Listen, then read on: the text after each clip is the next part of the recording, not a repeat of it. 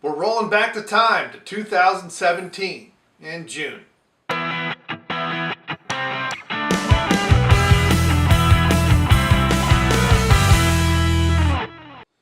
Hey, it's Brainmuffin back with a beer review, and here we have from Dogfish Head the Oak Aged Vanilla World Wide Stout. This is a 16% beer. This is the mid-2017 edition. I recently acquired this. I don't know how long it was refrigerated when I acquired it. I don't know how long it's been refrigerated, but this is a beer that if kept out of the light and kept in dark, cool places should age very well. Now, once a beer's been refrigerated, you really don't want to take it out unless you're going to consume it. You don't want it to warm up and then cool down. Some beers, most beers don't like that. But they still age in the refrigerator, they just age slower. So this is, looks like June 15th, 2017. So we're going to see how much this has changed over time. And apparently the newer versions are like 17 and a half. So I need to find an 18. And I don't know if they, oh my goodness, they make this mid-January. Nice dark beer notes. So the harshness of the stout has calmed down over the years. This has been sitting out a while. I'm really just disappointed in the head. Artificial carbonation, it's like soda. Dogs messing around. Oh, nice malt, roasted malts on the nose, hints of vanilla. We should get some oak about mid-mouth.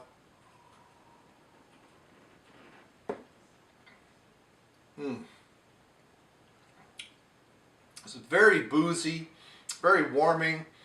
Chocolate, a little bit of vanilla mid-mouth, hints of oak. Oh, it's still warming.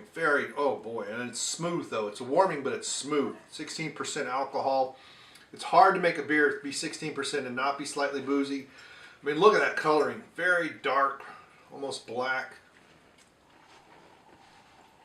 The only disappointment is the head retention. I mean, there is yeast in the bottom, but it's just unfiltered, bright tank. I don't know if maybe the bottle cap let some of the carbonation out or something, but man, it's good.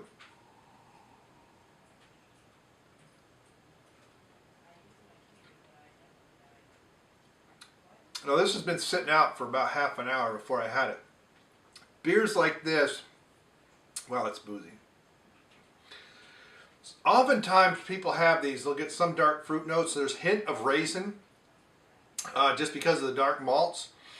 Sometimes when they're this high, people will associate a soy sauce like flavor with it, and they won't like it. That usually means they're not letting it hit the tip of their tongue. It also quite often means it's too cold. This is a beer that's got to warm up. This is a good 45 degrees, maybe even 50.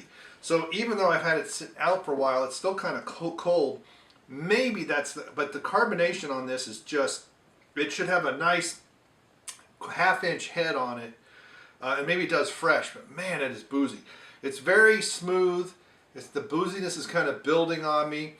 The bitterness from the roasted malt has toned down in the last year and a half. It is a stout, but it has more porterish characteristics because of that bitterness has calmed down quite a bit. So kind of bitter chocolate, not a whole lot of coffee notes.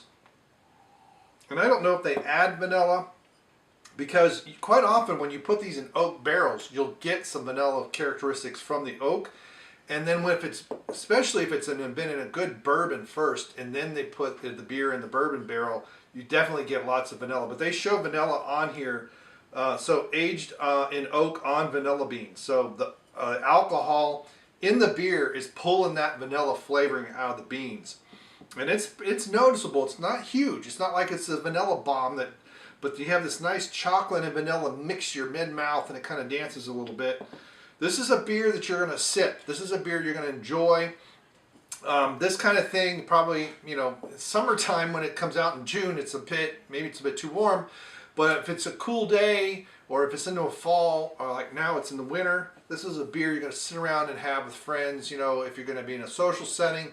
This is a beer you're going to sip and enjoy over the course of probably half an hour at least, unless you're, just an alcoholic.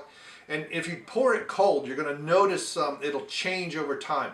It should get a bit richer flavor profile as it warms up. It gets closer to 50 degrees. Now, it's not a Belgian beer, so you're not going to get these esters and things from the yeast like you would a Belgian, but it is going to open up a bit more. But man, I'm really disappointed in the head retention. That just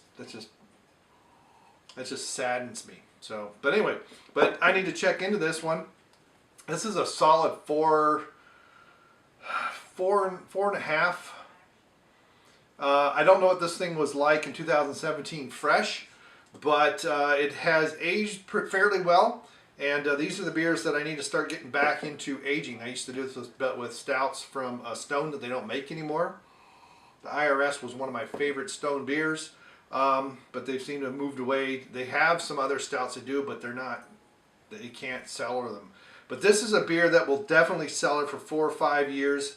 Being 16% alcohol, this ranks right up there with their 120 IPA, which also will age. Now it'll change. That one will noticeably change. The coloring will change. The hoppiness will come down. It'll really smooth out. And a lot of these beers are just really huge. Sierra Nevada Bigfoot's another one.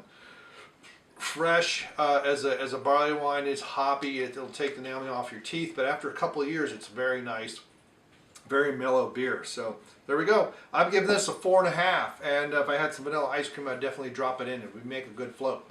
So what do you think of the World Wide Stout? The newer one, 17.5%. I got to find some bottles of the newer ones. That'd be great to try to compare. But but anyway, thanks for stopping by. Thanks so much for sharing these videos, and we will see you next time. Goodbye.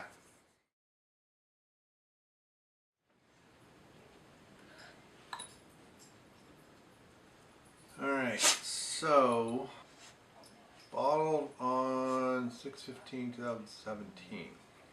Year and a half. All right, so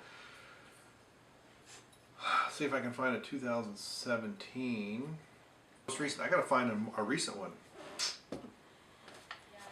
Try to do a vertical, but trying to find one of these is going to be tough.